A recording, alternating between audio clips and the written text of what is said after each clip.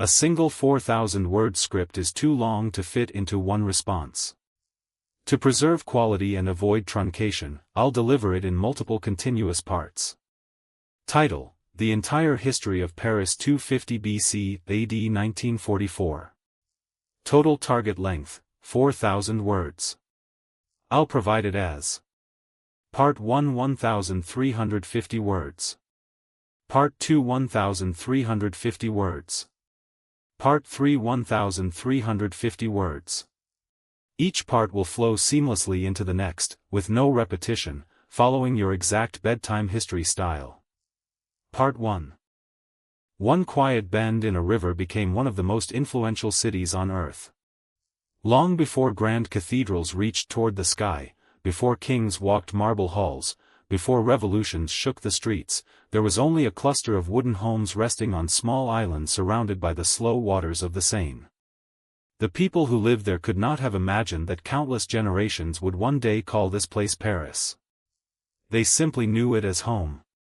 Yet from this humble beginning would grow a city that survived invasions, plagues, fires, religious wars, revolutions, occupations, and liberation. It would become a place where history never seemed to stop unfolding. And strangely enough, some of its greatest moments began in almost complete silence. Welcome back. If peaceful journeys through the past help you slow the pace of the day, you might like to subscribe and return for more evenings like this. If you feel comfortable, leave a comment telling us where in the world you are listening and what time it is where you are. There is something quietly comforting about knowing that people scattered across different countries are settling into the same story together. Now settle into your chair or beneath your blankets. Let the room grow quieter. Let your breathing become a little slower. Tonight, we are traveling across more than 2,000 years to follow the remarkable history of Paris, from a small Celtic settlement beside a river to the dramatic liberation of the city during the Second World War. To understand Paris, we must first forget everything we think we know about it. There were no elegant boulevards. No Eiffel Tower. No Notre-Dame Cathedral. No Louvre filled with masterpieces. Instead, there were forests stretching across much of northern Gaul. Thick oak trees covered rolling hills. Wolves still wandered through the wilderness. Mist rose gently from rivers during cool mornings. Narrow footpaths connected scattered villages where smoke curled from wooden roofs. Around 250 BC, a Celtic tribe known as the Parisii settled along the Seine River. Historians still debate the exact size of their community, but what seems clear is that they chose their location wisely. The Seine was more than a river. It was a highway. Boats carrying grain, salt, metals, pottery, wine, and cloth could travel along its waters. Traders moving between northern Europe and the interior of Gaul often passed through this region. The islands provided natural protection against attack while allowing easy access to trade. Life moved according to the seasons.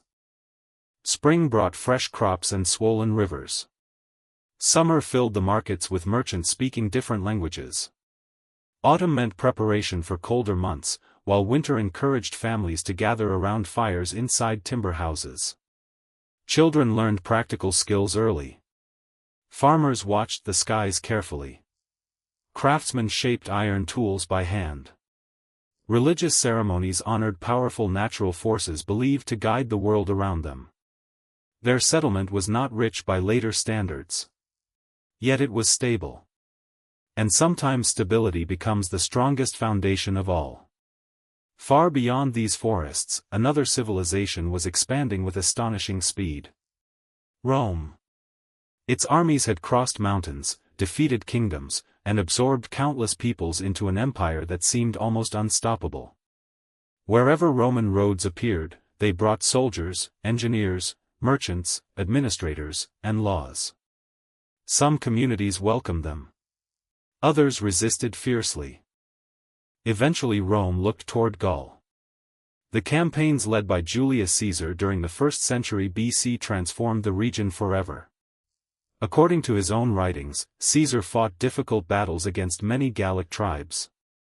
Some surrendered quickly. Others resisted with remarkable determination. The Parisii were among those drawn into this enormous struggle. Their worlds suddenly became connected to the ambitions of men they had never met. When Roman forces advanced, many local settlements faced impossible choices. Resist and risk destruction, or cooperate and preserve what could still be saved. The old settlement beside the Seine changed hands. Rome had arrived. But that was only the beginning. Roman rule did not simply replace one government with another. It reshaped everyday life in ways that unfolded slowly across generations. Stone buildings replaced many wooden structures. Engineers laid straighter roads. Bathhouses offered public spaces unlike anything many locals had experienced before. Latin became increasingly important in administration and trade. Markets expanded. Coins circulated more widely. The settlement itself gradually became known by a Roman name, Lutetia Parisiorum, often shortened simply to Lutetia. The city remained modest compared with Rome itself or other great imperial centers. Yet it occupied an increasingly valuable position.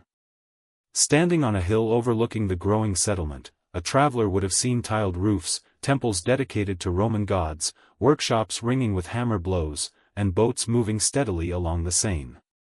The smell of wood smoke mixed with fresh bread.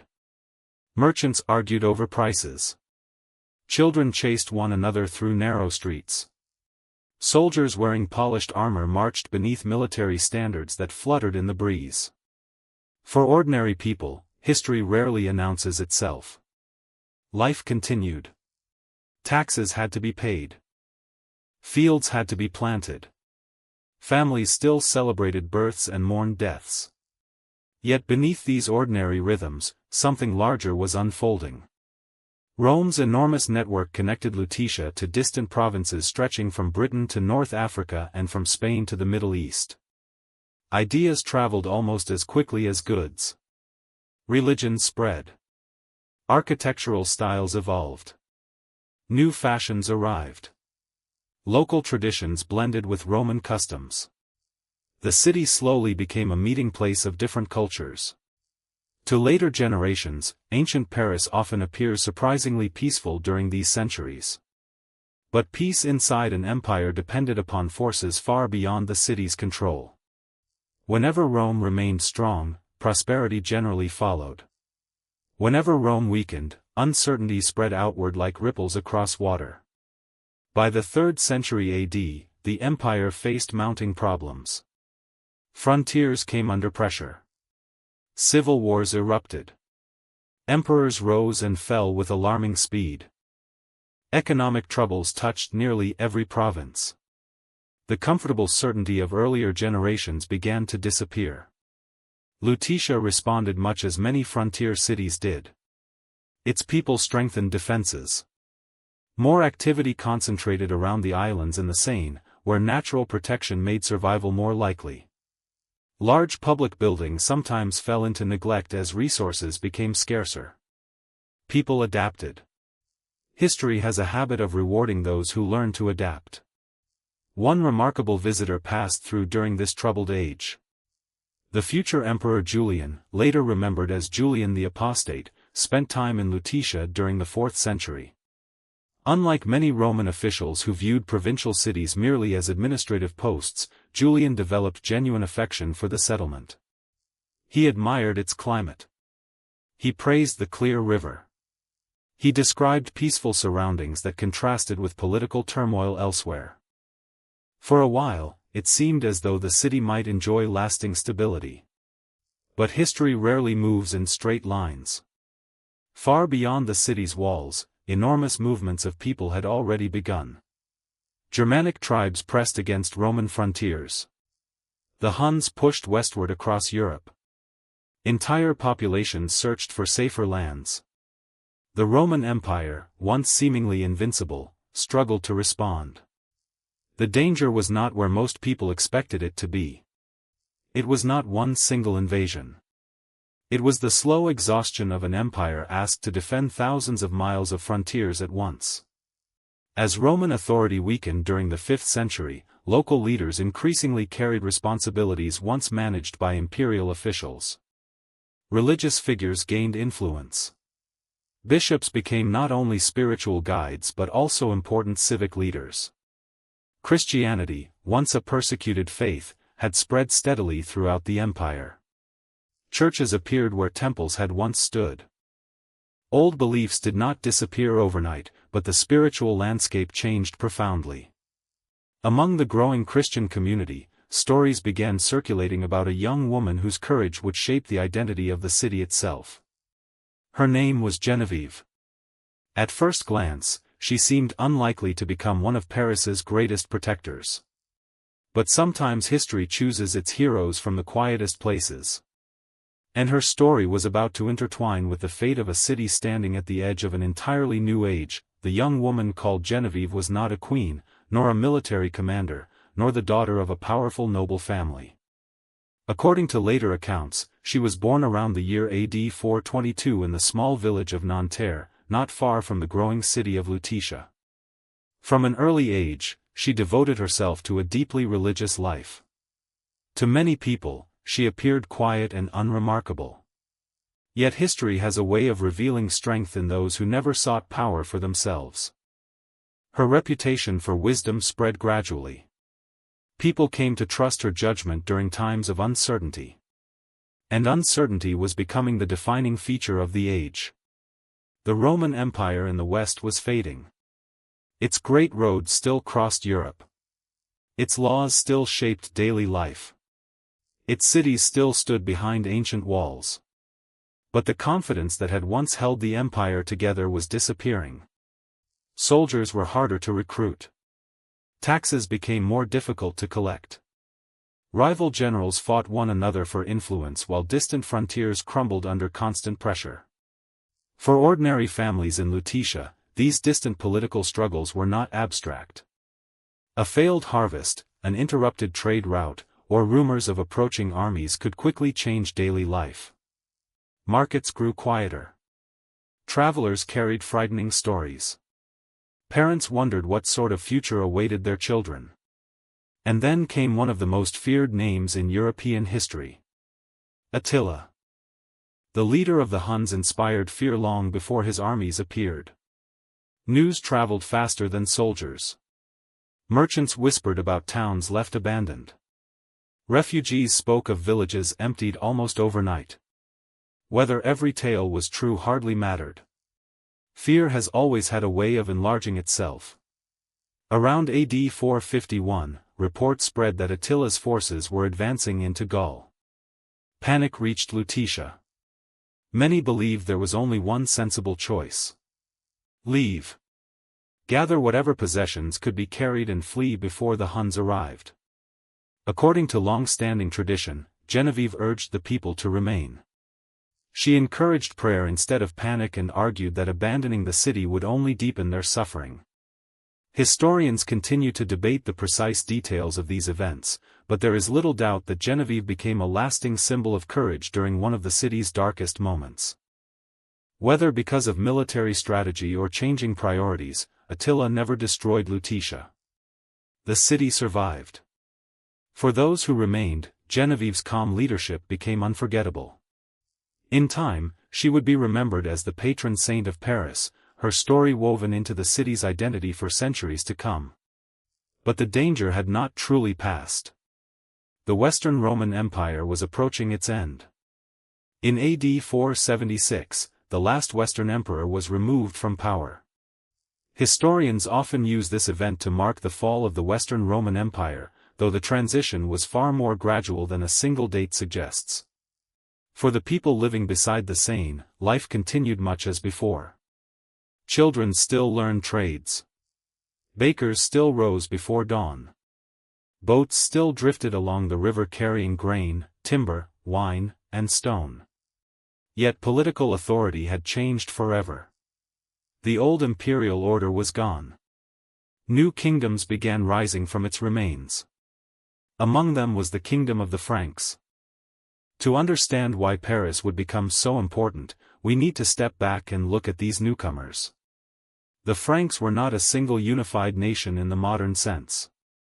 They were groups of Germanic peoples who had settled across parts of northern Gaul over generations. Some served Rome as allies. Others fought against it. Gradually, ambitious leaders united larger territories under their control. One of those leaders would change the future of France. His name was Clovis. History often remembers Clovis as a conqueror, but he was also a careful politician. He understood that military victories alone could not secure lasting rule. Alliances mattered. Religion mattered. Symbols mattered. As Clovis expanded his kingdom during the late 5th century, Paris occupied an increasingly valuable position. The city lay near important river routes and stood at the crossroads of growing political influence. After defeating rival rulers, Clovis chose Paris as one of his principal centers of power. It was a decision that seemed practical at the time. History would remember it as transformative. The city was no longer merely a surviving Roman settlement. It was becoming the heart of a new kingdom. Clovis's conversion to Christianity also carried enormous consequences. According to tradition, he accepted baptism after a military victory that he believed had been granted through divine assistance. Whether every detail unfolded exactly as later writers described remains uncertain, but the broader significance is clear. His conversion strengthened relationships with the Gallo-Roman population and the Christian Church. Instead of ruling over divided communities, Clovis gained powerful new sources of legitimacy. Churches expanded. Monasteries appeared. Religious learning slowly became one of the city's defining characteristics. As the years passed, Genevieve's influence continued even after her death. Pilgrims visited her shrine. Kings honored her memory. During future crises, Parisians would often invoke her protection. History sometimes creates figures who become larger than life. Genevieve became one of them. Meanwhile, Paris itself remained modest in size. Visitors arriving during the early Middle Ages would not have encountered a vast metropolis. Much of the population still clustered around the islands of the Seine, especially the Isle de la Cite. Wooden houses stood close together along winding streets. Defensive walls enclosed important districts. Bells from churches echoed across the river each morning. The smell of bread mixed with damp stone. Fish sellers called to customers near the water. Blacksmiths worked beside glowing furnaces. Monks copied precious manuscripts by candlelight inside quiet monasteries. Life moved slowly. But beneath that calm surface, Europe itself was changing. The Merovingian kings who followed Clovis struggled to maintain unity. Kingdoms were divided among heirs. Rival branches of the royal family competed for influence. Noble families gained increasing power. Political stability became fragile. And whenever central authority weakened, ambitious men stepped forward. This pattern would repeat many times throughout the history of Paris. By the 8th century, another family had begun to overshadow the old Merovingian kings. They were the Carolingians. One member of this family, Charles Martel, became famous for halting an advancing Muslim army near Tours in AD 732. Historians continue debating the wider significance of that battle, but Charles's growing authority laid the foundations for even greater changes. His grandson would become one of Europe's most famous rulers. Charlemagne. When Charlemagne inherited power, he expanded his realm across much of Western and Central Europe. His empire stretched farther than most people living in Paris could ever hope to travel. Messengers carried royal orders across forests, rivers, mountains, and plains. Monasteries preserved learning. Schools slowly developed. Trade expanded once more. Although Charlemagne often governed from other cities, Paris benefited from the stability that his empire brought. The markets grew busier. Craftsmen found new customers. Pilgrims continued arriving. Books were copied with extraordinary care. Knowledge that might otherwise have disappeared survived because patient hands continued writing by candlelight through long winters. For a time, it appeared that Western Europe had entered a new era of lasting order. It had not. After Charlemagne's death, his vast empire fragmented. His heirs divided territories. Internal conflicts weakened royal authority. Local rulers became increasingly independent. And while these political struggles unfolded inland, another danger was approaching from the sea. At first they appeared only occasionally. Long ships with shallow hulls slipped along rivers with remarkable speed. Their crews came from Scandinavia. Today we call them Vikings. To many communities along Europe's rivers, they arrived almost without warning. Church bells rang in alarm. Villagers hurried to hide valuables. Monasteries became tempting. It was easy to imagine that the Viking ships would pass by forever, appearing only as distant rumors carried by frightened travelers. But rivers connect worlds as surely as roads do, and the Seine became one of the great pathways into the heart of the Frankish kingdom. At first, the raids were swift. A monastery would be plundered, a riverside village burned, and the longships would disappear before a large army could respond. The attackers were experienced sailors, able to navigate shallow waters with astonishing speed. Their reputation spread almost as quickly as the smoke rising from the settlements they left behind. For the people of Paris, life became a balance between ordinary routines and extraordinary fear. Farmers still tended their fields. Bakers still lit their ovens before dawn. Merchants still opened their stalls along the riverbanks. Yet every unfamiliar sail on the horizon invited anxious glances. Every rumor carried the possibility of disaster. And then, in the year AD 845, disaster arrived. A Viking fleet, said in later chronicles to have been led by the legendary Ragnar, though historians continue to debate this tradition, sailed up the Seine toward Paris. The Frankish king, Charles the Bald, struggled to organize an effective defense. The city fell to the raiders, and a heavy ransom was paid to persuade them to leave. For a while, the payment seemed to solve the problem. It did not. Paying one ransom only encouraged future demands. The attacks continued.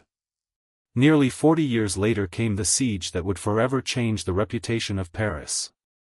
In AD 885, hundreds of Viking ships entered the Seine.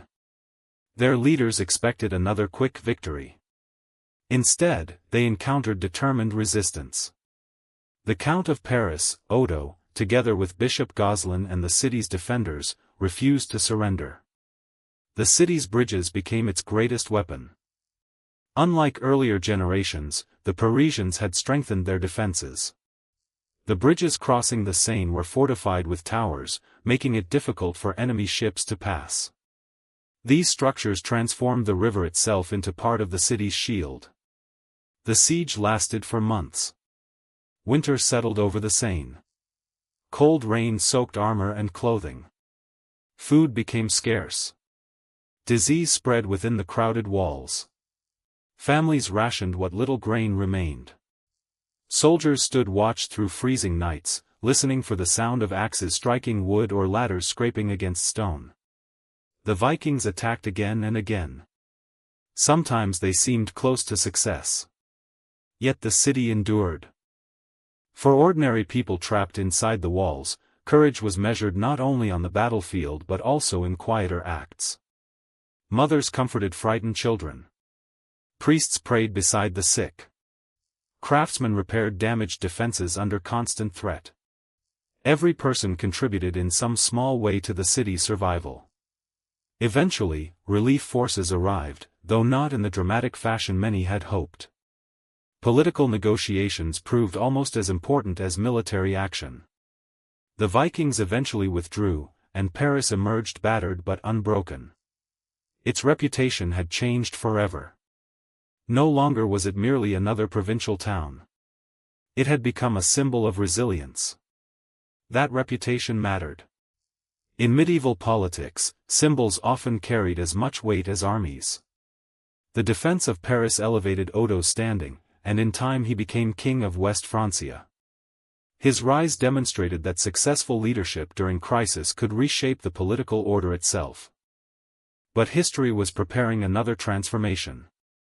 During the 10th century, power increasingly gathered around a noble family whose influence had been quietly growing for generations.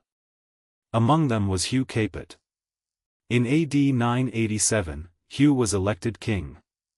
At first glance, this might not have appeared to be a revolutionary moment. His kingdom was relatively small. Many powerful nobles ruled their own territories with considerable independence. Yet Hugh Capet's election began the Capetian dynasty, which would shape France for centuries. And Paris became its heart. The royal court gradually spent more time there. Administrators, merchants, scholars, craftsmen, and clergy followed. Wealth accumulated slowly rather than suddenly, like layers of stone added one upon another. To understand medieval Paris, one must imagine a city filled with constant sound. Church bells echoed across the river. Blacksmiths hammered glowing iron. Merchants called out prices in busy markets. Children hurried through narrow lanes. Pilgrims arrived from distant lands. Boats drifted beneath bridges carrying timber, wine, grain, and cloth. The smell of fresh bread mixed with smoke from countless hearths. It was a city alive with movement. And beneath all of this, something even greater was beginning. Learning. In the 12th century, Paris became one of Europe's intellectual centers. Teachers gathered on the left bank. Students arrived from England, Italy, Germany, and beyond. What eventually became the University of Paris emerged from these communities of scholars seeking knowledge about theology, philosophy, law, and medicine. Latin filled classrooms. Candles illuminated handwritten manuscripts.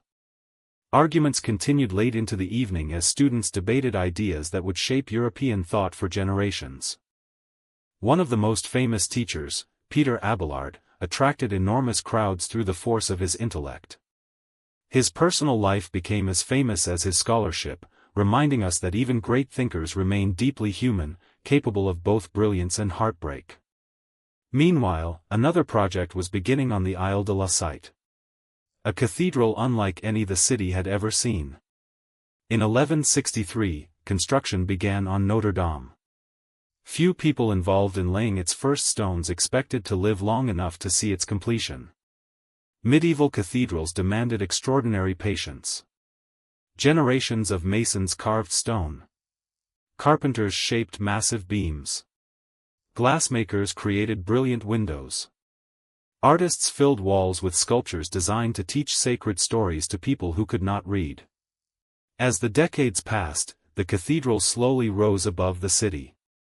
Its towers became landmarks visible from far along the Seine.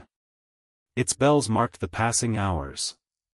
Its shadow stretched across markets and homes alike. For the people of medieval Paris, Notre-Dame was more than architecture. It was faith made visible in stone. Yet even as beauty flourished, danger remained close. The 13th century brought prosperity, but prosperity often attracts conflict. Kings strengthened royal authority. Merchants grew wealthier. Guilds organized skilled workers. Markets expanded. The population increased steadily. By the early 14th century, Paris had become one of Europe's largest cities. Crowded streets reflected growing success. But crowded cities also proved vulnerable. In 1348, the Black Death reached France. No one fully understood the disease. Some believed it was divine punishment.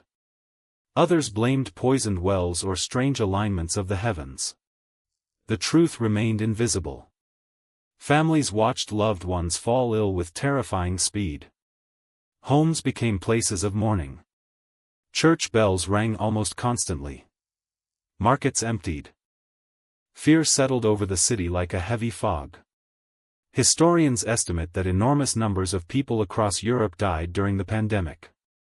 Paris suffered deeply.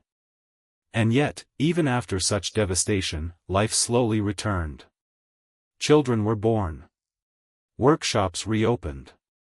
Markets filled once again. History has always revealed humanity's remarkable ability to rebuild after unimaginable loss. But the city's greatest trials were still ahead. The 100 Years' War would soon draw Paris into a struggle that reshaped both France and England, testing the city's endurance once more and setting the stage for one of history's most extraordinary figures, a young woman from a small village whose courage would inspire an entire kingdom. Her name was Joan of Arc.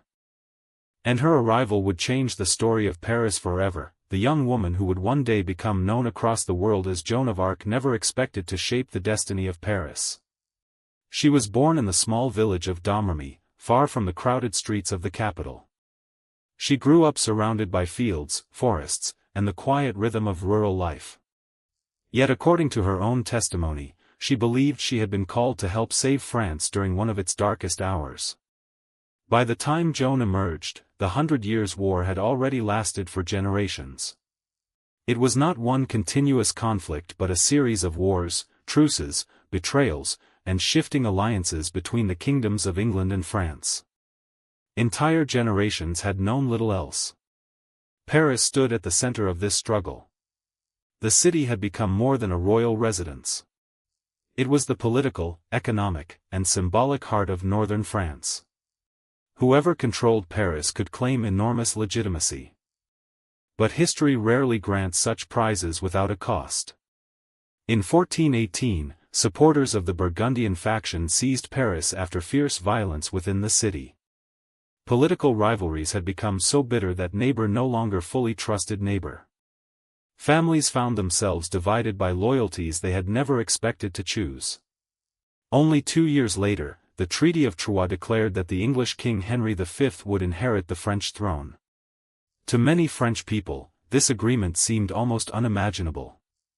The heir to France had effectively been pushed aside. When Henry V died unexpectedly in 1422, his infant son, Henry VI, was proclaimed king by English supporters. Paris remained largely under English and Burgundian control. For ordinary Parisians, these grand political claims meant uncertainty rather than celebration. Taxes continued. Food prices rose. Trade slowed. Rumors spread constantly through the markets. No one could be entirely sure which authority would govern the city next year, or even next month. Then came Joan. In 1429, she helped inspire remarkable French victories, most famously lifting the siege of Orleans. Her courage transformed morale across the kingdom. Soldiers who had grown accustomed to defeat suddenly believed victory might still be possible. Her presence changed something that cannot easily be measured. Hope. That mattered. Soon afterward, Charles VII was crowned king at Reims, fulfilling one of Joan's great ambitions. Yet Paris still remained outside his control. Joan believed the city should be recovered quickly. In September 1429, French forces attempted to capture Paris. The assault failed. Joan herself was wounded during the fighting. The city's defenses held. It was a painful reminder that inspiration alone could not overcome strong walls and determined defenders. Within a year, Joan herself would be captured, handed over to the English, tried for heresy, and executed in Rouen in 1431. She was only 19 years old. History has often remembered her as a symbol rather than a person. But in life she was a young woman moving through uncertainty, carrying immense expectations while facing impossible odds. Even after her death, the tide of war slowly shifted. Charles VII patiently rebuilt royal authority. French armies became more organized. New military tactics reduced England's advantages. Little by little, territory returned to French control. Finally, in 1436, French forces entered Paris once again. The English withdrew. For many citizens, the return of the French king brought relief more than celebration. After decades of conflict, peace itself felt extraordinary. The city had survived another great turning point. Yet survival never meant that all wounds disappeared. Buildings required repair. Trade networks had to be restored. Trust between communities needed time to heal. Still, Paris began growing once more. The late 15th and 16th centuries introduced the city to another transformation. The Renaissance. Ideas traveled into France from Italy alongside merchants, artists, diplomats, and scholars. Books became easier to produce after the spread of the printing press. Knowledge no longer moved only through handwritten manuscripts copied patiently by monks. Printed pages carried new discoveries farther and faster than ever before. Artists experimented with perspective. Architects embraced classical styles. Humanist scholars studied ancient Greek and Roman texts with renewed enthusiasm. Paris became one of Europe's great centers of learning. The royal court also invested heavily in architecture. One medieval fortress gradually evolved into something very different. The Louvre. Originally built as a defensive castle under King Philip II, it slowly transformed into a magnificent royal residence. Its walls reflected changing priorities. The kingdom no longer needed only protection. It sought beauty, prestige, and cultural influence. Yet beneath this flourishing surface, new divisions were quietly emerging. Religion. The Protestant Reformation spread across Europe during the 16th century. Many French men and women embraced Protestant beliefs, becoming known as Huguenots. Others remained firmly loyal to the Catholic Church. These differences became deeply political. Arguments that began over theology gradually expanded into struggles for power. Paris, overwhelmingly Catholic, became one of the centers of this conflict. The tensions reached a horrifying climax in August 1572. Thousands of Protestant visitors had gathered in Paris for the wedding of Henry of Navarre and Margaret of Valois, a marriage intended to promote reconciliation. Instead, violence erupted. The St. Bartholomew's Day massacre began with the killing of Protestant leaders and spread rapidly through the city. For several terrible days, mobs hunted victims through narrow streets. Historians continue debating the exact numbers who died. What remains beyond doubt is that the massacre shocked Europe. Fear replaced hope. Trust collapsed. Neighbors who had lived beside one another became enemies. The memory of those days haunted Paris for generations. And yet, even this tragedy did not mark the end of religious conflict. Years of civil war followed. Eventually, Henry of Navarre became King Henry IV. In order to secure broader acceptance, he converted to Catholicism, reportedly declaring that Paris is well worth a mass, though historians debate whether he actually spoke those famous words. Whether he said them or not, the phrase captured a political reality. Sometimes compromise preserved a kingdom better than endless conflict. In 1598, Henry issued the Edict of Nantes, granting significant rights to French Protestants. The decision did not erase division overnight. But it offered France a chance to breathe again after decades of bloodshed. As the 17th century began, Paris entered another era of growth. Its population expanded. Bridges crossed the Seine in greater numbers. Elegant squares appeared. Merchants prospered. Royal authority became stronger than ever before. The city was preparing to become not merely the capital of France, but one of the greatest capitals in the world. Yet beneath the beauty of new palaces and wider streets, tensions still quietly gathered. For many ordinary people, prosperity remained uneven. The rich grew richer. The poor struggled through harsh winters and rising prices. Those hidden pressures would not disappear. Instead, they would slowly accumulate across generations. And before another century had passed, Paris would witness a revolution unlike anything Europe had ever seen, a revolution that would forever change not only France, but the modern world itself.